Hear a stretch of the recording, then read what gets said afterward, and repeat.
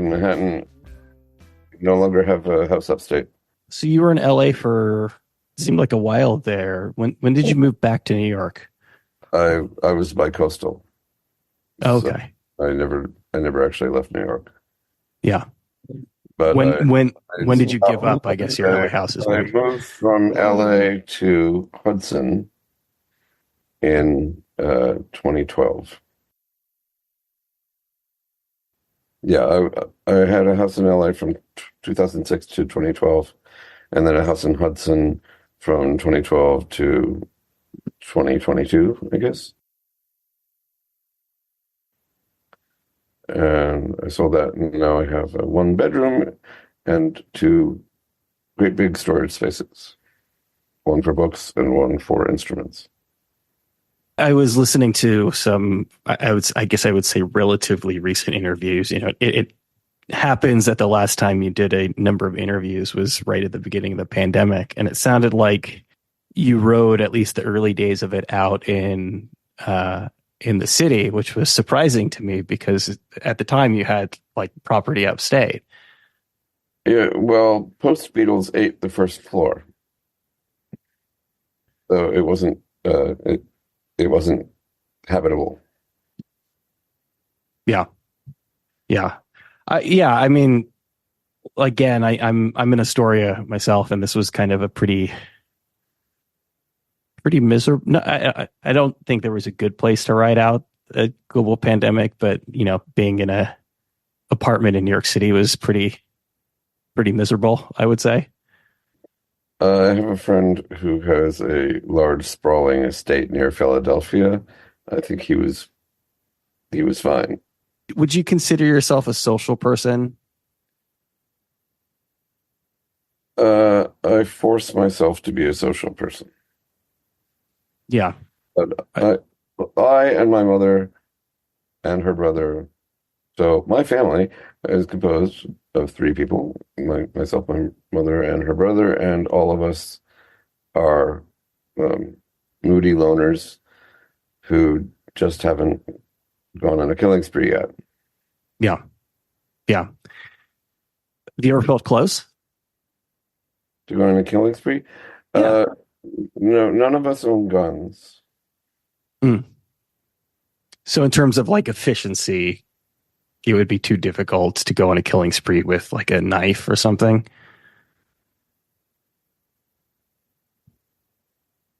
I mean, I guess you could go on a killing spree with battery acid, really. Sure. Yeah. It strikes me, I don't know. I could totally be misreading it, but it seems like you are maybe a happier person or at least in a better place than you were maybe, 10, 15 years ago. Frame of mind? I am in a different frame of mind. Since I got COVID, I have not finished a song, and my IQ seems to have been lowered. And the neurologist says that my temporal lobe is out of sync with the rest of my brain. Things like that. So I don't think of it as like a being happier or more content or anything. I'm just sort of, I guess I think of it as brain fog. It's always struck me that highly intelligent people tend to be depressed. So maybe there's some positive outcome that can come out of that. I've had it 4 times myself, and I have felt very similarly. 4 times. 4 times, yeah. Children? I don't. I travel. I mean, not that you don't, but I travel a bit for work, and every time I've gotten it, I've been at like a conference or something else, and doesn't get easier. It turns out. Last time I had it in January, and I was stuck in of all places a Las Vegas hotel room for a week, just like feeling very like fear and loathing, Right. No room service. We were at the one hotel in Las Vegas without room service. Just a really I've never heard of that. miserable, a Marriott Residence Inn, which are those are the ones that are basically like getting a hotel room in a college dorm. You've got a refrigerator, but no room service. Let's see. Yeah. But how, like day to day, groceries on Amazon or something, I suppose. That's right. It was like Uber Eating for a week, but day to day, I mean, how does that How does that manifest itself? I mean, how is your life and how have your interactions with people changed since you contracted it back in 2020? I suppose I actually probably don't want to focus entire Sure. interview on my medical condition.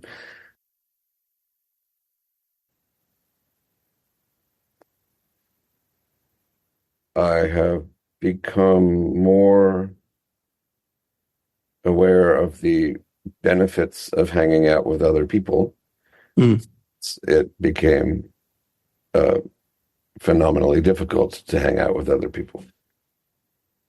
You realize the benefits because you weren't doing it as much as you used to. Right. And I had to choose who I was hanging out with in ways that had much more significant effects than usual. I ask partially because reading some interviews that you've done and talking about your early life with your family, it sounds like you had a lot of alone time and that you, to a certain extent, got really good at being alone. When I read Huckleberry Finn, which has long a whole second act about being essentially imprisoned, I was in Hawaii on a Buddhist commune, Zen commune, um, where we were forbidden to talk.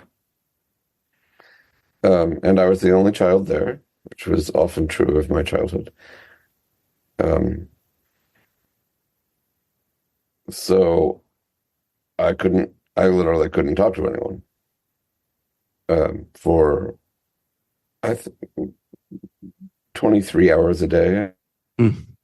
uh, during the brief periods when people could talk. They didn't particularly want to talk to me, as I was an 8-year-old. So I read these scenes of being cooped up.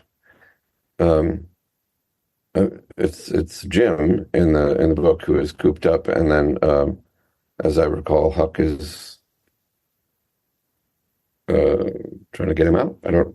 It's It's been a long time. been half a century since I read Huck Finn. I should read it again. Um, and I totally identified with that. I was like, oh, this is weird. I'm reading about the exact situation I'm in. Not exact, but the directly analogous situation that I'm actually in while reading. Yeah. How did you cope? I didn't think of it as a situation in with I didn't think of it as needing to be coped with. In hindsight, though, when you look at it, I guess maybe how did you survive that? Did you have any survival mechanisms? Well, I wasn't suffering. I was perfectly okay with not talking. That's changed, though. Obviously, it sounds like you've gotten to a point where you need people and you need some socialization.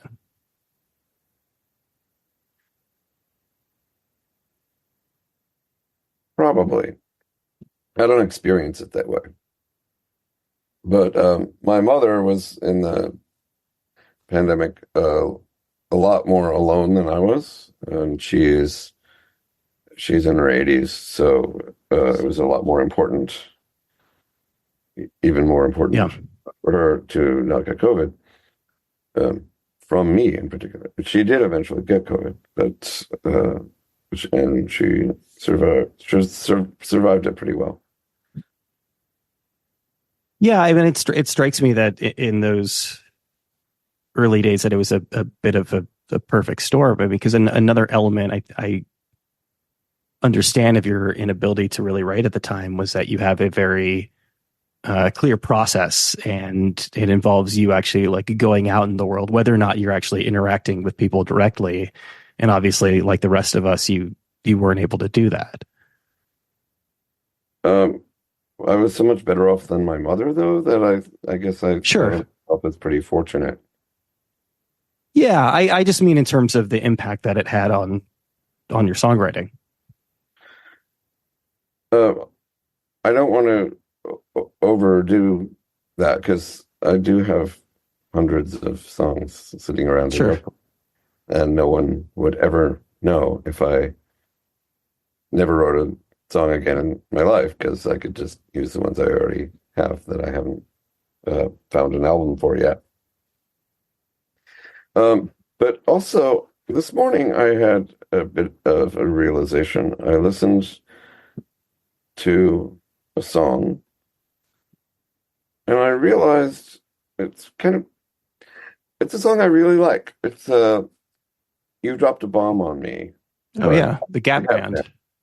Band. It's a really delightful song, but as a song, as opposed to a track,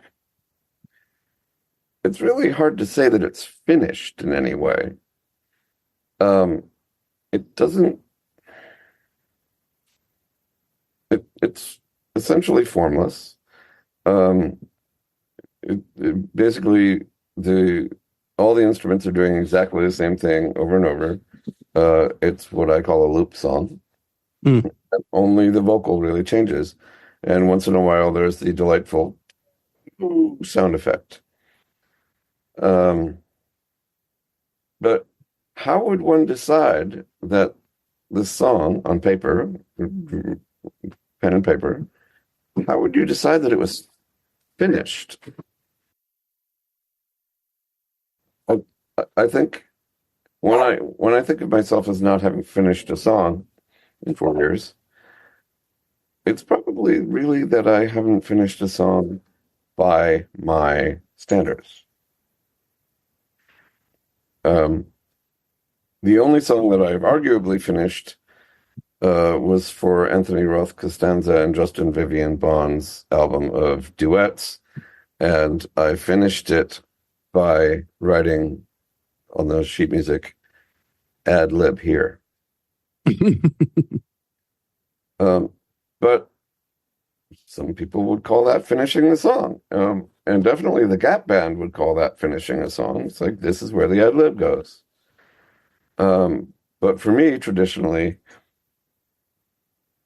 uh, I only really have one song in my entire career that has any ad libbing at all, which is Love is Like Jazz, which is entirely ad libbed. And part of the way it goes is that it can never be rehearsed. And that nothing about it can be agreed upon beforehand. So it is um, essentialist free jazz. It's like whatever instrument you're holding is the instrument you're playing on the song, and you have no idea what the song experience is going to be like before you start. The only form of it is that there is a lyric, and the lyric can be sung to any melody in any style for any length of time. It's I grew up loving experimental music, and this is the Cajun version of free jazz. It's maximally indeterminate. Um, but how did I decide that it was finished? I don't know. In a very real sense, it never really is finished, right? If it's a new Sure. version every time. Yeah, yeah. Down to the melody cannot be described beforehand. Does that song exist on paper in any It's way? on 69 Love Songs. So it exists as a as part of the lyric sheet of 69 Mm, Love. yeah, but not Cajun in the sense that it's like that there's specific instructions with how to play it. Yeah, when I wrote the lyric on in some notebook somewhere, there is the lyric for Love is Like Jazz and the instructions that it can't be rehearsed, um, and is not expected to be repeated. And after recording it, I would have added that the record is not considered a definitive version in any way and shouldn't be a guide. Are there any other songs that you'd point to in your catalog that you feel like fill a similar role that are experimental in that same way? Well, yeah, having said that it's unique, it's not unique because there's also experimental music love, which is also a lyric whose performance is indeterminate. Um, and we did it a particular way on the record, and we do it pretty differently live. But um, as of the last 2 weeks, we actually have the technology to do it essentially the same way we did on the record, which is new and novel and fun for us. So we actually are making it sound basically just like the record, Mm. which is funny for us. An in joke, I guess. Is that ever, aside from that song, is that ever the goal to make, especially, I mean, it's interesting in this example Absolutely when you're, not. But we yeah, usually prefer not to sound too much like the record so that it doesn't sound like we're trying and failing to exactly reproduce the record.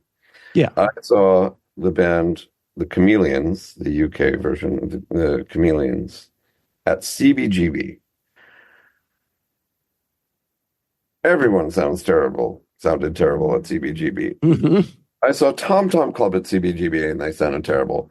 And, they played CBGB hundreds of times in the Yeah. 70s. So um, they were recording a live album that never came out because, of course, they sounded terrible.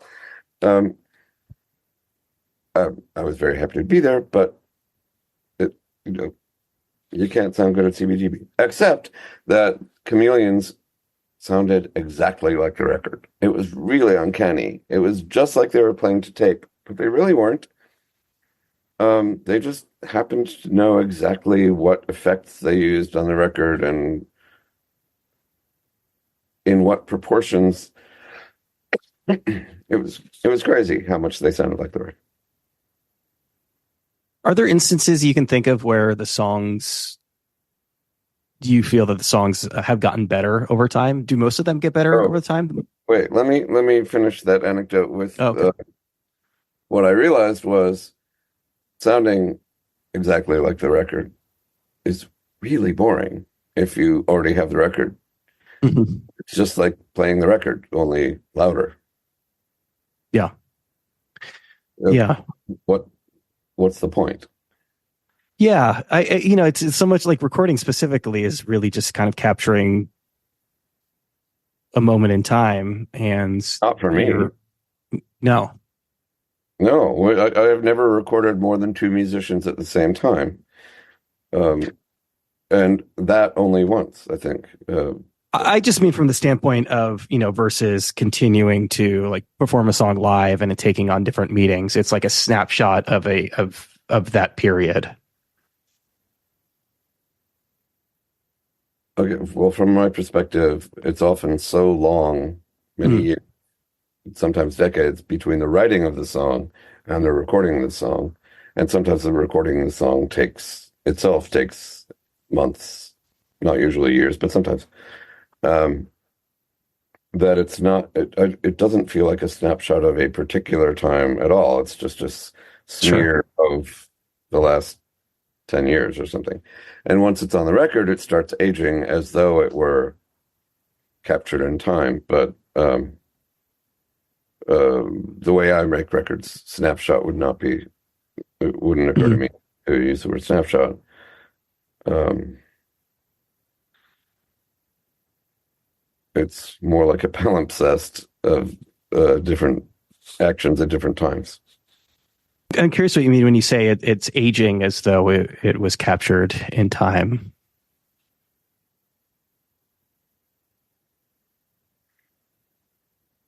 Well, once there's an official version of something, I at least don't make more official versions of it. Although I guess if I were a jazz artist, I would, in fact, do 100 versions of my favorite things that respond to each other. But the way I make records is I only make one. Um, and then it gets copied and distributed, and that's the end of that. Um, I don't revisit things. The only exception being Plant White Roses, which exists in at least two different versions with different singers and stuff. Yeah. I mean, there's a sense in which this tour is revisiting in that it's going back to a specific album. Yes. We noticed that there is a reference to the Clinton administration in the song Blue You. The lyric is the president played the saxophone, sounded so alone, it was on the news. And that is a clear reference, if you were there at the time, to the Clinton administration, which was the current administration in 1999. And things sure have changed. And somehow noticing that made us really uh, more vividly aware of specifically how things have changed. Um, and love has changed, and definitely love songs have changed. Mm. Um, in 1999, a lot of the genres on the record were ongoing. Some were not, but I mean, some are Scots ballads and they're not ongoing. Um, but some of the genres on the record have just died out. Yeah. Uh, and we're like, at the time, many of them had died out, but in the last 25 years, even more of them have died out. So things that were meant to sound contemporary at the time now sound like it's 1999,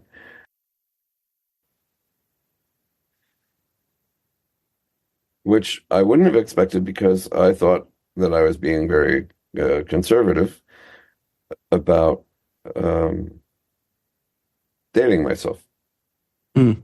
Uh, I always thought that if you use the latest technology, that it will quickly sound dated because the next year, everyone knows that that's last year's technology. Whereas if you play a lute, no one's going to say that sounds like last year. Lyrical references are another way of dating songs. Ordinarily not, but in the case of Blue You, yes. Yeah, nothing on 69 Love Songs refers to computer dating. Excuse me. Um, and there are no three ways or thruples, and the expectation of monogamy is um, definitely not something that would occur if somebody did an album of 69 love songs now. Um, so love itself has changed, and now the typical song on the radio, the archetypal song on the radio, is "Wet Ass Pussy." Mm. Mm-hmm. Has part of this experience of re-engaging with the songs in this way been this consideration of how you would go about it were you to start it in 2024?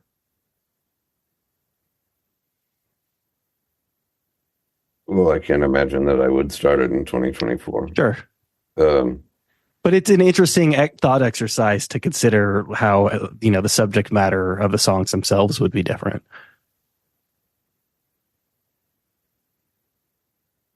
the category of love song seems itself to be uh, no longer in public use. Mm. Like that's not the way we would put it now. I think. I mean, you'd probably just say this song is romantic or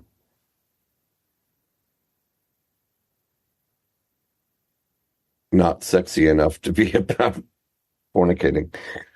Do you feel though that the fact that love songs aren't, as you said, in use in the same way, that in and of itself would dissuade you from taking them on?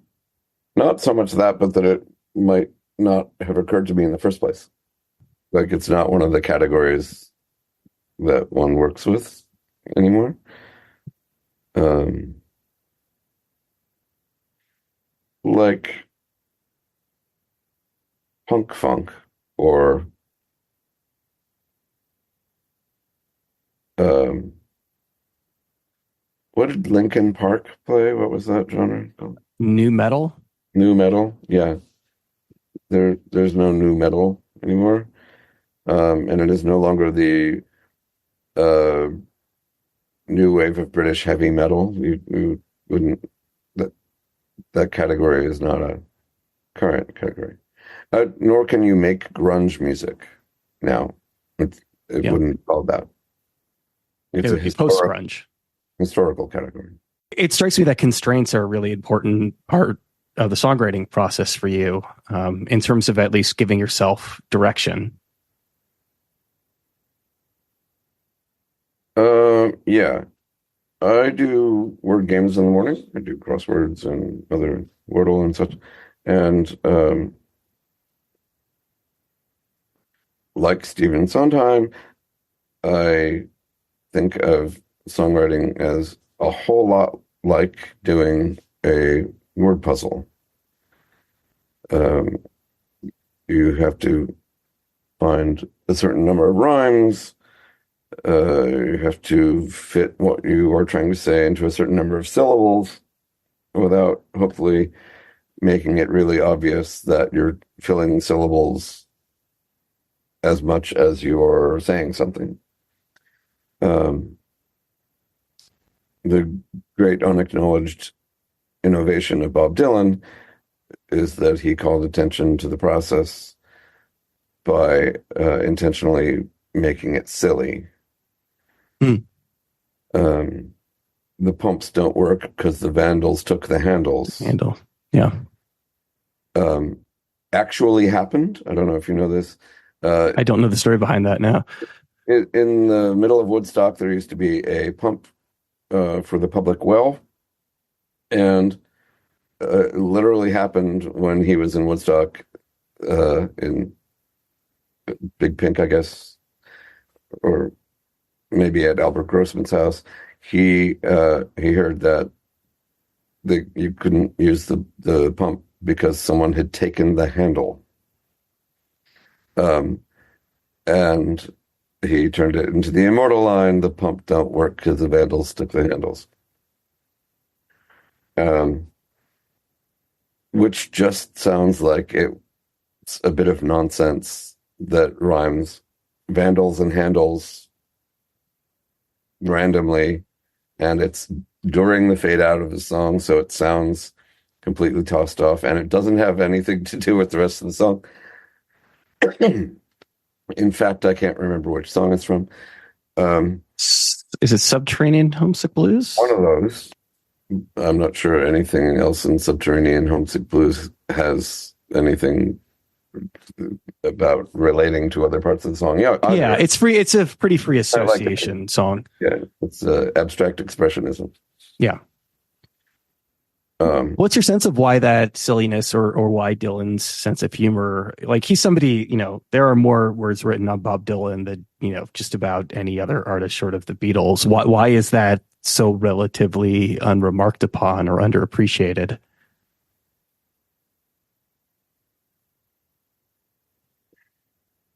A lot of people don't have a sense of humor at all, and um,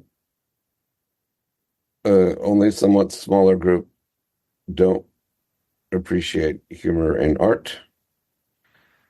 Some people hate humor combined with sex. Some people hate humor combined with art. Some people hate humor combined with food. Um, they maybe think these things are too holy to be contaminated with humor or irony, or play. I find those worldviews really bleak, and I'm happy to say that I find humor almost almost universally appropriate. You probably want to avoid humor while testifying in court, but other Mm. than that, I think even at a funeral, humor is welcome. Yeah, especially at a funeral. Sure, Yeah. certain Um, kinds of humor are not welcome at a funeral, sure. um, but yeah, Yeah, it's called gallows humor for a reason. yeah. I was talking to my therapist about this last night, and I was mentioning that I feel like for me, humor has been as an introvert, as somebody who has difficulty relating to people one on one in person, that it's like a shortcut that I found for interacting with people and interacting with the world. It's like But what's that? it's like a shortcut. It's like punching them. Yeah, it catches them off guard. Yeah, yeah. Yeah, And suddenly you're in a different conversation. yeah. But the reason why I brought it up is because I was worried that from a professional standpoint that in certain situations that people might not take me as seriously if I was quick to a joke with things, or would feel that I was making full of light of things, or that I wasn't taking things seriously because I had a humorous take on them. It's almost always bad to be sarcastic within 10 seconds of meeting someone.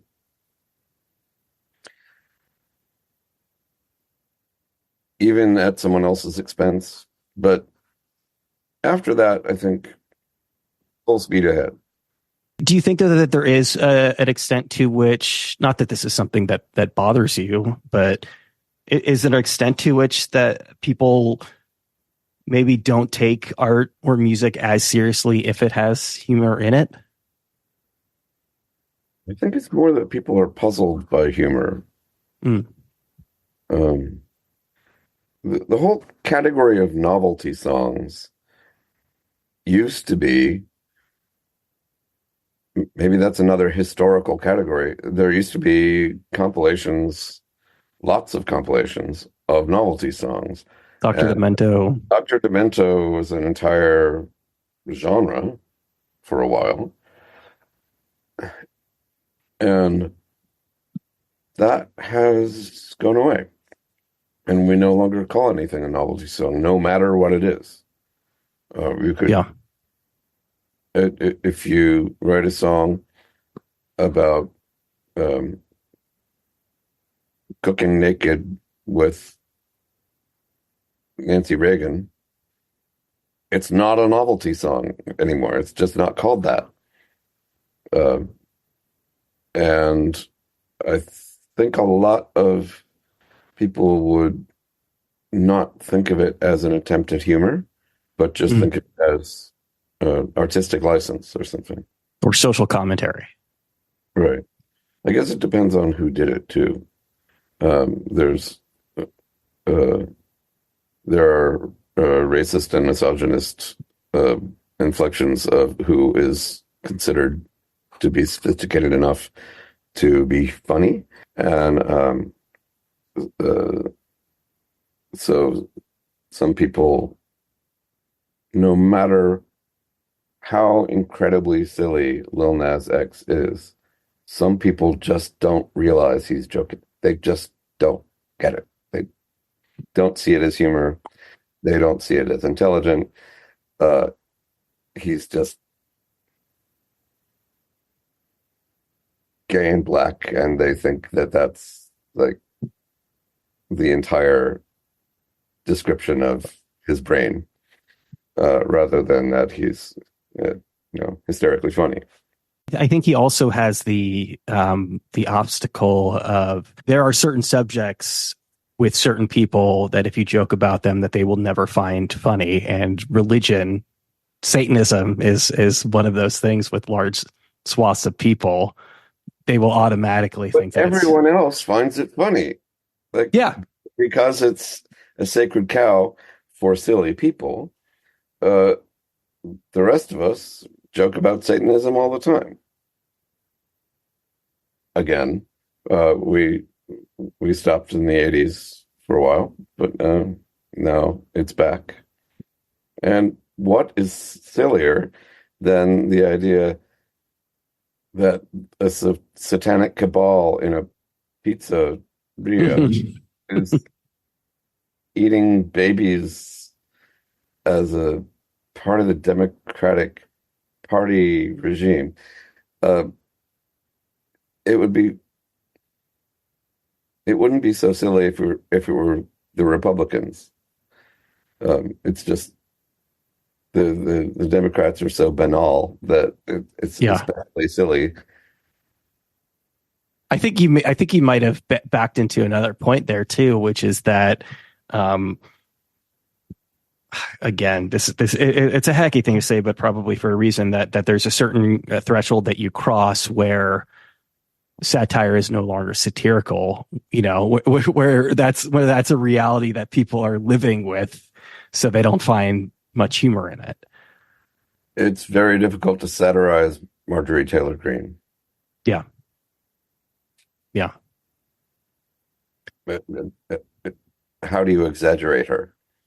It strikes me, you know, knowing what I do know, what little I do know about your backgrounds and your early life with your mother, you know, that Buddhism, that ritual, that a lot of her explorations, I guess, of what we would call spirituality were really played a really big role in your life and where you grew up. But were you, even at a young age, were you able to find humor in some of those things in religion? So my mother was raised Catholic, and her approach to Tibetan Buddhism has been um, very obviously colored by her background in Catholicism. She loves the pomp and ritual and gold leafing and brightly colored costumes. For me, having not been raised Catholic, I find that all absolutely silly, Mhm. absurd, preposterous, dumb, pointless, hugely wasteful. Um, and at this point, I just won't be around it. But I no longer have to be around it because now that I have COPD, no one expects me to go into a room with incense burning because I can't stand up for very long in a room with incense burning. Um, Fine with me. I don't want to be in a room with incense burning, Catholic or Tibetan Buddhist, or other. I just intentionally polluting the air to give people less oxygen in order to give them a religious experience. For me, that's totally transparent. They're Yeah. making you dumb to make you religious, and that's how it works. Um, my mother doesn't understand this and never will. Um, and she doesn't think it's silly at all, which is she's missing that gene that allows her to use humor as an analytical tool, as it is, um, to critique her own so-called spirituality. You are a splendid butterfly. It is your wings that make you beautiful, and I could make you fly.